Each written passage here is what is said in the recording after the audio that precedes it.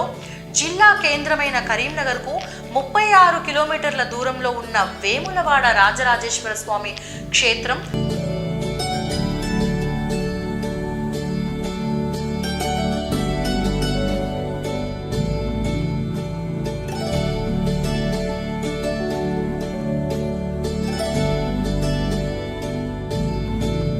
పౌరాణికంగా, చారిత్రాత్మకంగా పలు విశిష్టతలను సంతరించుకుంది.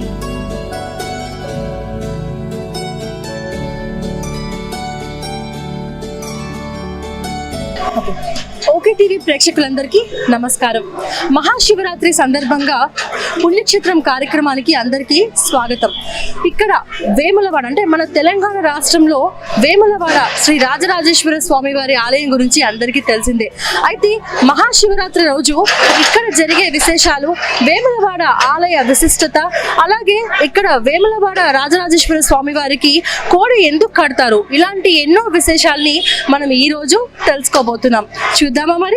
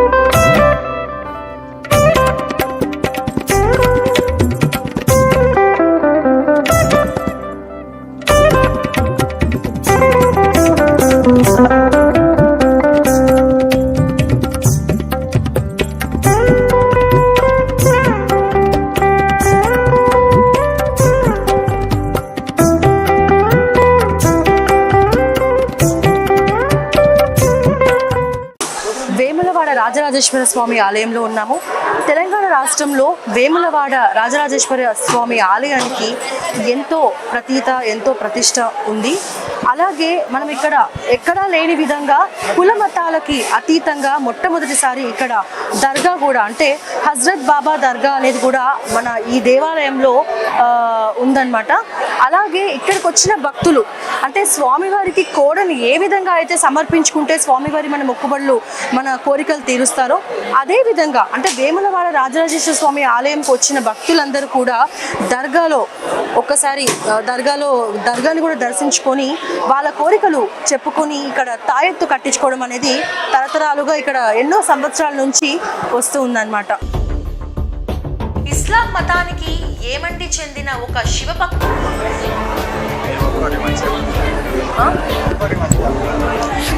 పిల్లలకి కూడా తీసుకెళ్ళచ్చా?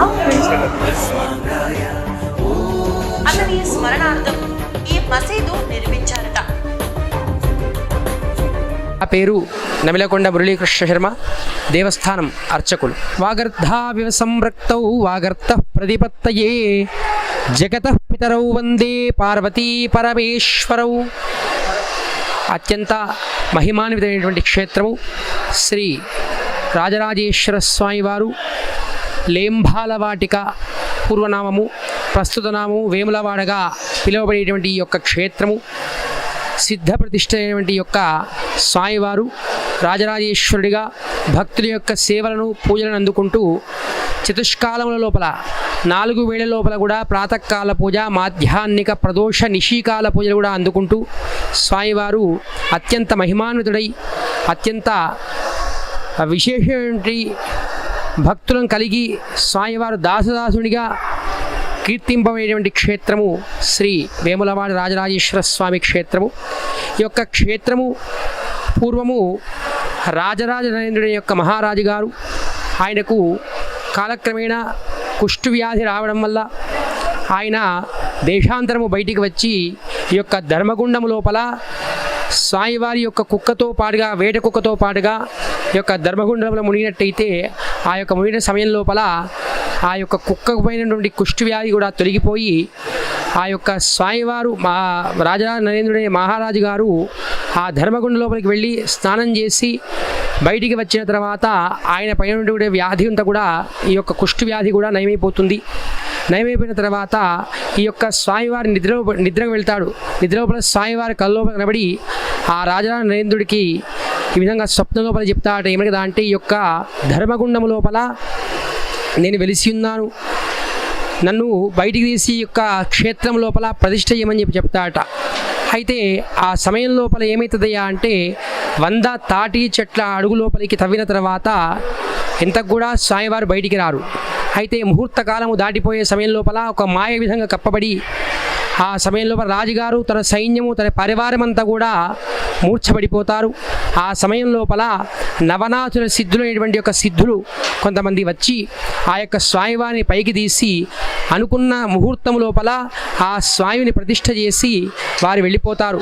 ఆ తర్వాత రాజుగారికి మేలుకు వచ్చి ఈ ప్రతిష్ఠ చేయబడిన లింగాన్ని చూసి తాను చాలా దుఃఖితుడై బాధపడుతూ ఉండగా స్వామివారు మళ్ళీ చెప్తాడు. ఏమని కదా అంటే, రాజరాజ నరేంద్ర, నీ పేరు మీదనే రాజరాజేశ్వరుడిగా పిలుస్తాను, నీవు బాధపడకు సుమా. ఈ యొక్క మళ్ళీ కొంచెం దవ్వినట్టయితే ఆ లోపల మరి యొక్క విగ్రహం స్వామివారి యొక్క లింగ భాగం పిలుస్తుంది. ఆ లింగాన్ని తీసి నీవు ఈశాన్య భాగం లోపల ప్రతిష్ఠ చేయు, ఆ స్వామివారు బాలరాజేశ్వరునిగా పూజలు అందుకుంటాడని చెప్పగానే ఆ రాజుగారు శాంతపడి ఆ యొక్క స్వామివారికి దేవాలయాన్ని నిర్మించి చెప్పినట్టుగా ఈ యొక్క 9వ శతాబ్దం నుంచి చెప్పబడుతున్నది.